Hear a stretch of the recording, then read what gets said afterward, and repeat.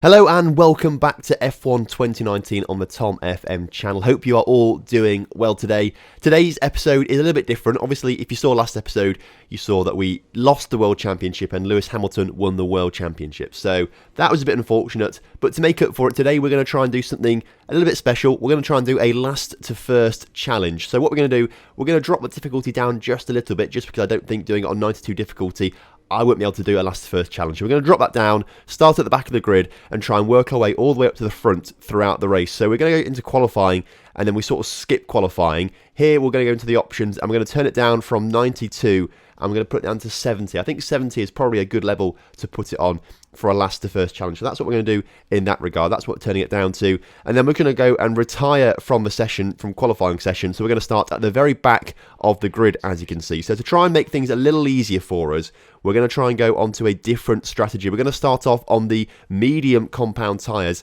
which hopefully will make sure we go longer in the race. Hopefully everyone else will do some pit stops early. They'll all get caught up in the pit stops and they'll be battling with each other, whereas we can sort of slither through, get overtakes done with pit stops as well, and hopefully win the race like that instead. So we're going to start off, as I say, on the medium tyres and switch on to the softs later on.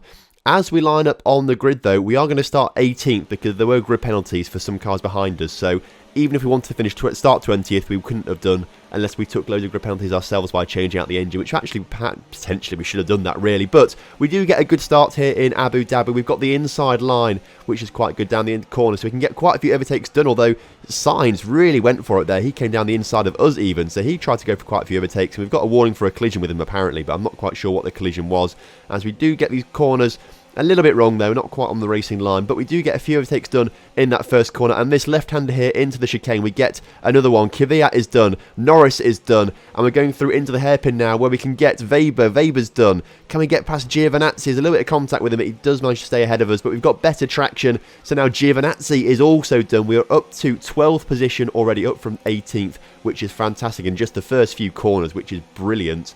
And this long straight here is a great place for overtaking later on the race with DRS. So we can use that to our advantage as we outbrake Raikkonen there, get around the outside, the inside of him, go around the outside of him again as we do get better traction. And we're now past Kimi Raikkonen as well, which is a fantastic start to the race. Kubica now is ahead of us. He's in the Williams, of course, but we should be able to get past that Williams pretty quickly, as he's also braking quite heavily into the corner. We have to brake heavily as well, though, because there's no gap to get through there, unfortunately. But we should be able to get past him in the next few corners, at least, I would imagine, as we come round towards the end of the lap now, into this part of Yas Marina circuit, which is really beautiful, I think. I mean, it's a bit of a weird track, this. I am sort of in two minds about it as a racetrack. But this part of it is just so beautiful, with a hotel that goes over the top of the track and things like that. I think it's a really nice bit of architecture there, as we do get past Kubica, and we're now into a top 10, and we've got Sergio Perez in front of us now in the Force India, the Racing Point. I keep saying Force India. I don't think I'm ever going to stop saying Force India, even it's like 10 years into Racing Point. It's always going to be Force India, but we do go to the outside of the Racing Point. Perez ahead of us. Can we get the move done around the outside of turn 1? We do get the move done. Up into 9th place now on to lap 2, and we spent a bit of time chasing Magnussen. We couldn't get past him, but now as we enter into sector 2, we do try and get past him. We do a bit of corner cutting apparently there, which is going to be quite frustrating. It might come and bite us in the back later on. Magnussen though in the Haas, I think this should be an overtake here down this next bit of straight. If we can try and get around the outside, that would be handy. We go around the outside and we get the move done on him, and it's his teammate Romain Grosjean which is in front of us now. We need to get past Grosjean pretty quickly as well if we want to try and make our way up the pack. We're going to try and go around the outside of Grosjean here, which we do, but he sort of has a bit of contact with us, forces us wide. And we also get a warning for exceeding track limits there as well, even though it's not our fault, because Grosjean pushed us wide there, which I was quite annoyed about. It takes us a bit of a while to catch up to him again and try and get on his tail. This time on lap 3, he's trying to overtake Russell, so we're going to try and get both of them in one corner, but Russell sort of blocks us off a little bit. But it allows the gap down the inside, so we get down the inside of Grosjean, get past him now, and now we've got the DRS, which we would have had on Grosjean, I suppose, but we're going to use it on Russell to try and get past Russell before the next corner here. As we go down the outside on the racing line, we get around, we go a bit wide to leave him some space, but we do get past him in the end. And now it's Gasly in the Ferrari who is in front of us now that we've got to try and get past him. Again, it takes a while to catch up to him again, but now on lap 4 of 14, going down the big straight. We're going to move. Oh, that was nearly close to a crash there. So he sort of moved as well to the inside a little bit, but we managed to get past him there. Quite easy move actually in the end. That was quite a good one. So we are now ahead of Pierre Gasly, and there's a bit of way to go before we catch up the 3 cars ahead of us, but they're all tangling with each other, trying to overtake each other. So they've slowed each other up quite nicely. So we've managed to catch them up by lap 5. Which is really, really good. You can see here, though, that Leclerc's slowing down. We overtake Leclerc, and he's going to be out the session. He's got a broken engine, which is not good for the Red Bull team, but it's good for us as we're trying to get from last to first. What it means is Butler and Vettel are still tangling with each other, and they're slowing each other down. We might be able to get past them as we're right on the tail of Butler now, and we're going to try and go around the outside of Butler through his fast right-handers here. As we go around the outside of Butler, we mess things up a little bit, we slip, but then we hit the Ferrari, and it sort of puts us back on track a little bit. Butler sort of slides through around us all. We've got a warning for a collision with Vettel, so many warnings in this race. But you can see here from the replay, we hit the curb, we lose it a little bit, but we sort of bounce back into shape by hitting the back of the Ferrari. The way the damage modelling is done on the game, I don't think the Ferrari gets any damage from hitting the back of him either. We've got no damage either because we just don't for some reason. Obviously in real life that would be us both out of the race, but we maintain our position, and actually Vettel coming back at us around the final corners, we mess things up a little bit, but we do have better pace than Vettel, and we do stay ahead of him down the pit straight. So now we're up into the podium positions, into third, and on lap 6 now, we have got the DRS on Devon Butler, and Butler, we're going to overtake him surely as we come down into that hard left-hander. We leave him some space, but we do manage to get the move done, and we are ahead of Devon Butler in what is probably the easiest overtake of the race so far. Now all we have to do, we've got 7 more laps to try and catch up to Hamilton, and luckily for us, the plan is going to plan. He pits before we do, so we are going to take control of the race. We are leading the race. We are pitting on this lap, but we are in control of the race, so we need to put the hammer down and try and go as fast as possible on this lap. And there's lap 8, at the end of lap 8 that is, we come in for our pit stop, and we have to try and stay ahead of Lewis Hamilton. So I think so far things have gone extremely well. It's going to be really tight coming out of the pits between us and Hamilton. Giovinazzi's right behind him, but Giovinazzi hasn't stopped yet. So we go on to the soft compound tyre, whereas Hamilton's now on the medium. So we've got the faster tyre. So really we should be getting an overtake done pretty quickly if Hamilton does come out ahead of us. Very interesting pit straight here. It goes underneath the track here in Yas Marina in Abu Dhabi. It's quite a cool one, but you can see there Hamilton has overtaken us in the pits. He's regained the lead of the race, but we are closer. So the overcut, has worked a little bit. We are sort of mess up my exit there because I wasn't quite sure when it was going to give me back control of the car. So we messed up that a little bit. But it does take a while to catch up to Hamilton. And you can see there that we've got a 3-second time penalty now because I've cut the corner again. It's a culmination of all the warnings that have been my fault but haven't been my fault at the same time. So we have got a 3-second penalty. But on lap 10, we finally have the pace to catch up to Lewis Hamilton and get the overtake done on track. Now what we need to do, though, is build a 3-second gap to him. But he is coming back at it. He's not giving up on that overtake. He's not giving up. And actually, he's managed to get ahead of us again. He's got a DRS, obviously, because we overtook him at the right time for him to get DRS. So he's back ahead of us on lap 10. So we thought we had to build a 10-second gap, or a 3-second gap there with 4 laps to go. Instead, Hamilton has got back ahead of us now, and we're going to have to battle against him. We're not building that 3-second gap, which we need to build if we want to win the race, which is really, really annoying. We're going to try and go down the inside this time, but unfortunately Hamilton is too far ahead for us to even contemplate going down the inside of him, so that's quite frustrating as well.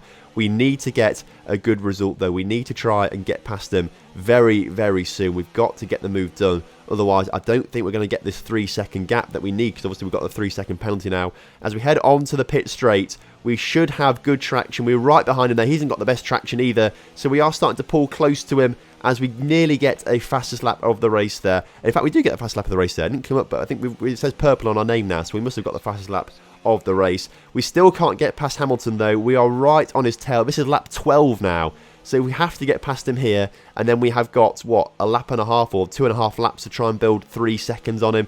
Fortunately, we have got DRS. We have got past him very early, so we should be able to build a big enough lead here on this straight with the advantage that we've got from the DRS to be able to stay ahead of him for the rest of the race now and build that 3-second gap. He looked down the inside a little bit there. You can see from the arrows that they went a little bit red on the left-hand side. But we've managed to get ahead of him now, and we are trying to get that 3-second gap on him. Question is, though, can we do it? I'm not entirely sure. As we set another fastest lap of the race, going into lap 13, the penultimate lap, we are 1.5 seconds ahead of him there.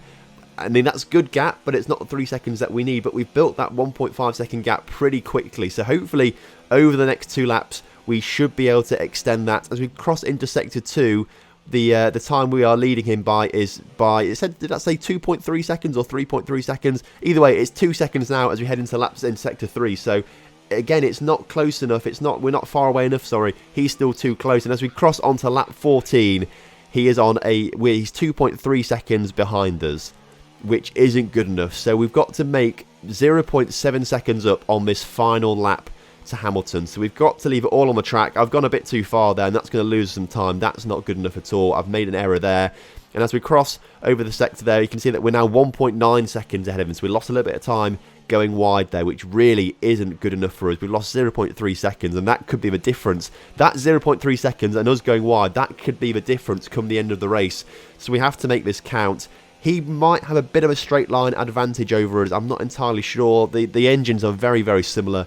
So it's going to be pretty neck and neck down the straight either way. That's going to be really difficult. I've not really hit the apex on that corner. So again, we're going to lose a little bit of time there, I think, which is not good enough as well. We have to have a perfect lap, and so far we've not had a perfect lap at all.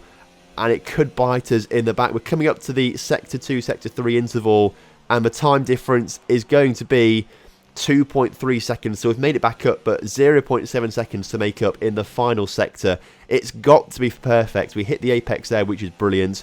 We've got to do everything perfectly. We've got to follow this racing line. We've got to do some late braking. We've got to get around these corners perfectly. And again, trying to push things a bit too much. I've gone wide there, and it makes me go wide in the next corner as well. So we must lose some time there as well, which is going to be frustrating. It's going to be right down to the wire as to whether or not we win this race or not. As we come around the final corner, now we've got to get it perfect. The checkered flag is awaiting us.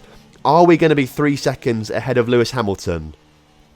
And we're not. We're not 3 seconds ahead of Lewis Hamilton. He goes on to win the race by 0.2 seconds. It was so close. If we hadn't made a mistake on that, we made 2 big mistakes on that lap.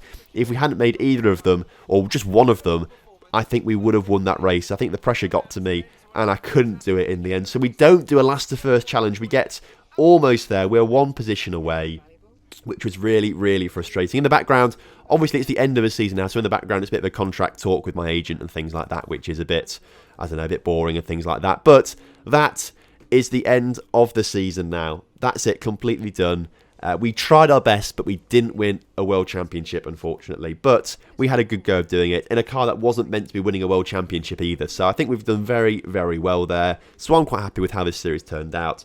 I do apologise as well. It's been a bit hit and miss with when I've released episodes. It's been sort of the back of my mind. It's not been a priority. And to be fair, when I started doing this series, I didn't expect the workload for this to be so big. But to make just one F1 video, it takes so much more effort than an Football Manager video, which is I didn't expect that, to be fair. So it's my fault. I've not really budgeted, and I've not really timed myself properly to make this series. But I hope you have enjoyed it if you have stuck with it.